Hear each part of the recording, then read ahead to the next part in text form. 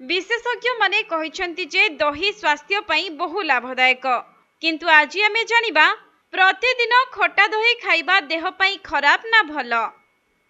तेबे दही स्वास्थ्य पई बहु हितकर आउ खटा दही स्वास्थ्य पई मध्य लाभदायक काहेकि ना खटा दही रे कैल्शियम प्रोटीन एवं प्रोबायोटिक्स थाए।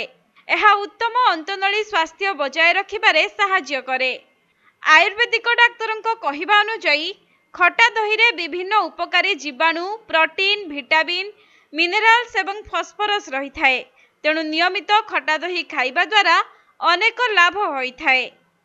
अन्यपटे डाक्तर माने मध्य मत देइछन्ति जे मधुमेह रोगी माने खटा दही खांती आउ एहा रोग को नियंत्रण मध्य करि पारे। शरीर रे उच्च रक्तचाप को नियंत्रण करुथिबा बेले एहा रक्त रे खराब कोलेस्ट्रॉल स्तर को मध्य ह्रास करि थाए। सेहीपरि खटा दही रे उपकारी बैक्टेरिया थाए। एहा अदृश्यता कोष्ठकाठिन्य एवं अम्लता भली समस्या रु मुक्ति देई थाए। खटा दही मध्य पेटर अल्सर हेबार आशंका को कम करि थाए।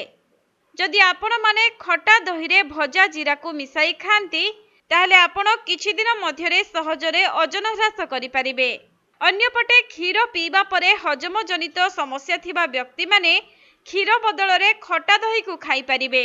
आउ खटा दही नियमित खाइबा द्वारा हजम प्रक्रिया कमी जाए और रोग प्रतिरोधक शक्ति मध्य बढ़ी थाए।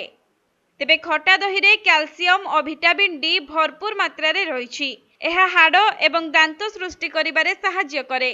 किंतु महिलांको क्षेत्र रे खटा दही बेस उपकारी कारण सेमानंको क्षेत्र रे कैल्शियम अभाव अधिक देखा जाए।